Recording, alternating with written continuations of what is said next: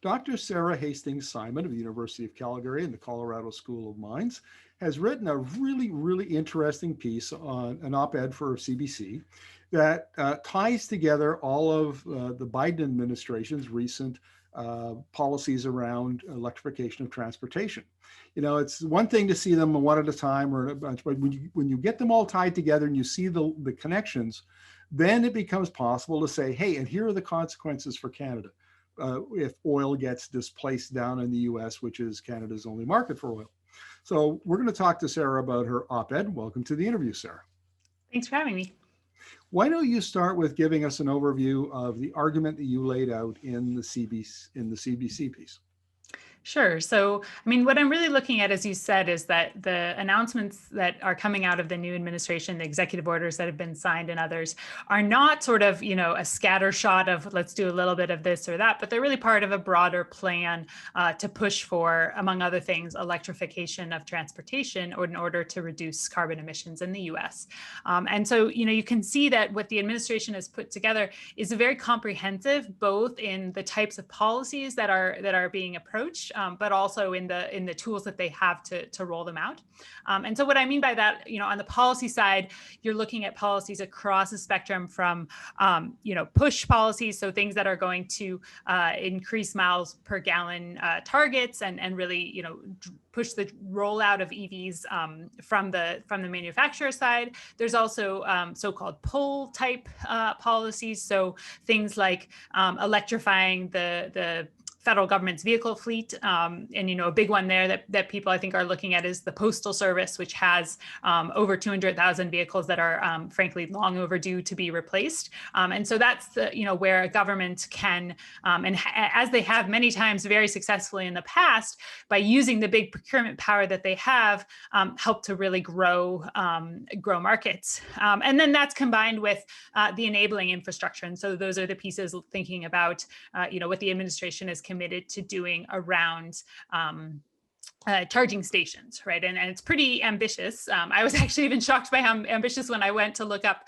the number of gasoline filling stations around the U.S. And we're talking in terms of individual chargers. And so there's a few factors in there, but it basically works out to a similar number.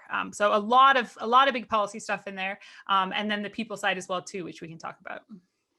Well, here's what I want to talk about next.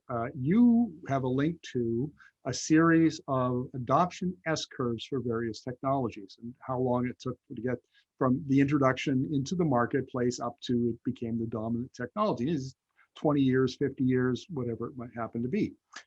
In this kind of tech adoption theory, we use the S-curve.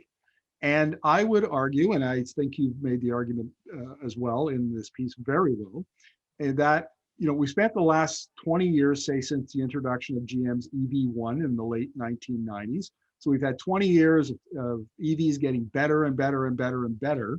And they are right at the inflection point where they go from, if you think of it as a hockey stick, we're at the toe of the blade, sorry, the heel of the blade, and they're ready to start rocketing up that shaft and start pushing gas-powered cars out of the market. And what I think you're arguing here is that the Biden administration's policies could give that adoption a huge push, and we get to the inflection point quicker. Is that a fair take on your argument? Yeah, I think that's right. And I think it's a combination of what the administration is doing, as well as some of the external factors around the economics and what companies are doing out there as well. And so what that, I think what that really looks like is this question, we look a lot at this growth and we see these, as you're saying, the flatter part of the hockey stick where you're picking up people that are really excited about buying EVs, or an EV happens to be a match for them. And the reason that things don't kind of just continue along that way, if you think about it, is sort of what are those key moments where you start to have EVs become, more sort of an obvious choice rather than something that you're looking to buy. And so a few things that are important for that are the costs. So obviously, you know, if I walk into a car dealership and I want to buy a car and the EV is going to cost me less upfront than the internal combustion engine, that's really going to shift my thinking.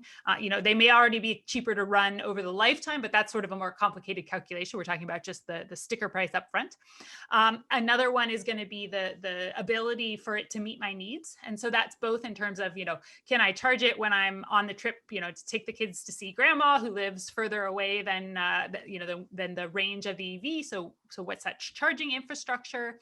And also, frankly, does it have the models that I want? You know, the features that I need when I'm looking for a car. Is it the right size? Does it have the right number of seats? Does it have the right number of, you know, cup holders, whatever it is?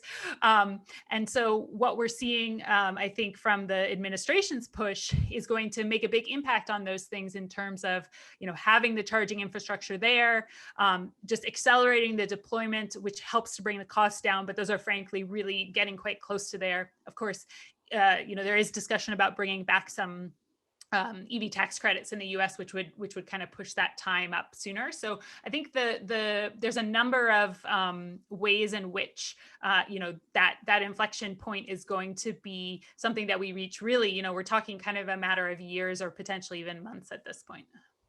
Yeah, that it's startling how near that inflection point is for passenger automobiles.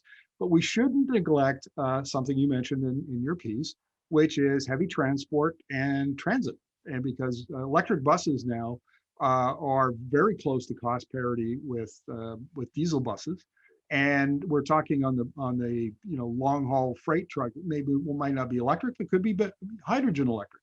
Those are kind of options. And there's a big push in Biden's program for that as well, I understand. Yeah, that's right. So it's looking across transportation, not just personal vehicles, but freight and others. You know, there's also, I mean, the transportation secretary, the incoming transportation secretary, Pete Buttigieg, is someone who's been working on climate for a very long time, and, you know, is really interested in also not just electrification, but also thinking about things like building out the high-speed rail system. I mean, Biden is famous for his, I think, love of trains and train transportation. So there's you know, way more things that we could fit into this conversation. I think one of the things that's important to remember on the trucking side is that people often get very focused on this idea of, well, we can't electrify, you know, all the semi trucks tomorrow, and so therefore, you know, it doesn't really matter for anything other than personal vehicles. But again, the use cases vary, and there's a lot of the truck traffic, even the large truck traffic, that's relatively limited miles a day, and so those are you know, potentially really great for electrification. The case for buses, and in particular school buses, is just, you know, you can forget everything about the CO2 and just keeping kids out of those buses with that diesel smell that I can still remember from my childhood. I think everybody can, that rumbling bus and that diesel smell coming in the window. That's just really, honestly, very bad for kids in terms of both their brain development and things like asthma. And so, you know, there's a lot of other reasons that it makes sense to move ahead on those types.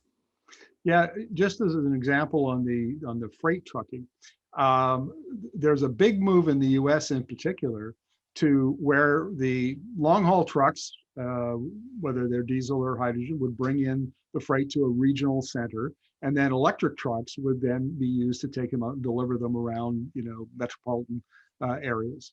And that model is developing rather rapidly. And in that case, electric trucks and delivery vans. And we saw Amazon, for instance, announce that, you know, in not too many years, it'll have 100,000 electric delivery vans all over the world, and everybody's doing this. So, yeah, I mean, and all Biden will do will speed that up a little bit, I think. Yeah, I think that's right. I mean, it's sort of, you know, policy can drive change, but only as fast as the market is there and ready for too. And so, you know, you look back to the Obama administration, and they had, you know, many of the same goals, I think, fundamentally as President Biden does, but they didn't have the technology at a state of readiness where it is today, right? So, I mean, they certainly did a lot and deserve a lot of credit for efforts that actually brought electric vehicles, you know, among others, supporting Tesla and supporting some of the major auto manufacturers in development.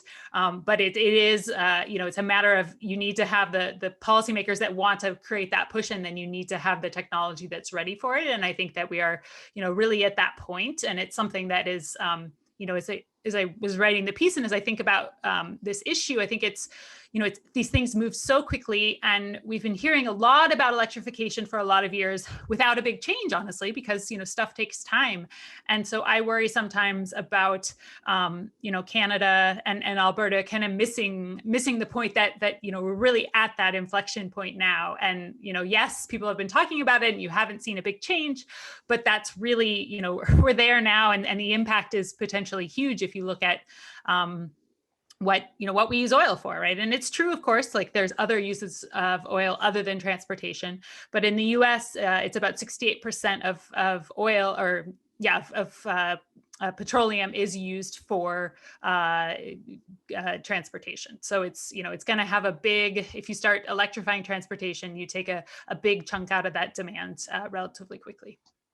Final point, Sarah, and I want to follow up on your comment about the technology being far more ready now than it was under the Biden administration.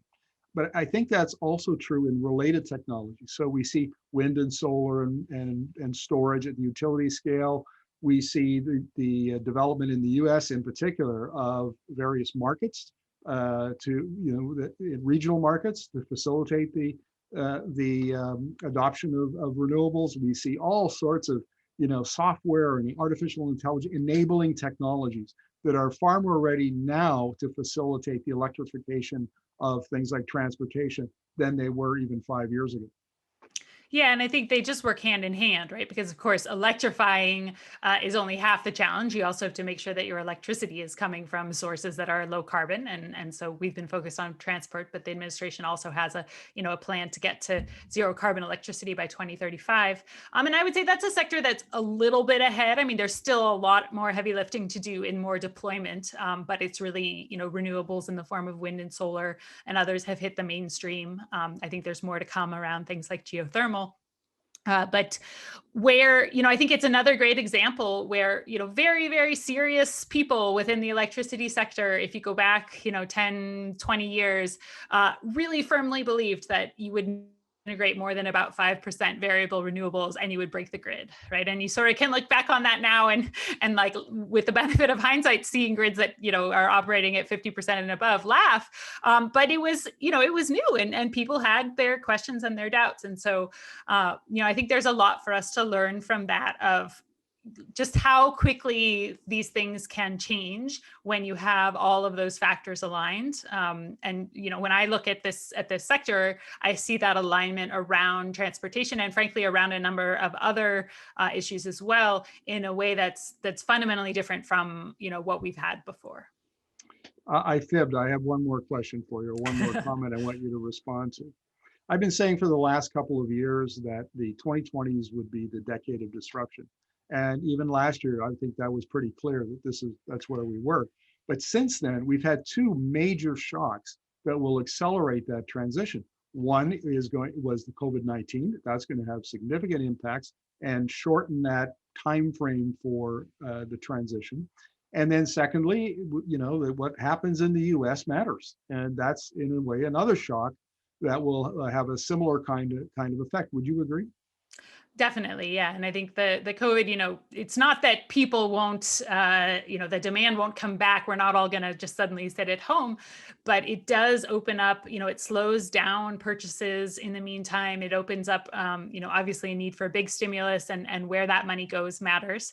And then, as you say, I mean, the US, I think, when that country, decides to do something and puts essentially the full force of the federal government behind it, I mean, that is a force to be reckoned with, as we've seen in the past for what the country has accomplished in other topics. And I think, just the team of people that this administration has assembled are people that have been working on this topic and thinking about how to achieve, electrification and zero carbon electricity for decades. Right. And they've had a chance to kind of test policies and work a little bit on the side. And these are people that are not coming with, pilots and rollout. These are people coming with ideas of how to do this at the main large scale. And they're going to be able to, have the full support of the administration, who's made climate front and central a major issue. So I think I would agree with your assessment of the 2020s as the decade of disruption, and I think it's the sooner that we acknowledge that and start to plan to manage through that disruption, and really to manage the impacts on the people of Alberta, the better off we're going to be. Sara, thank you very much for this. A pleasure as always. Yeah, it's great to talk to you. Take care.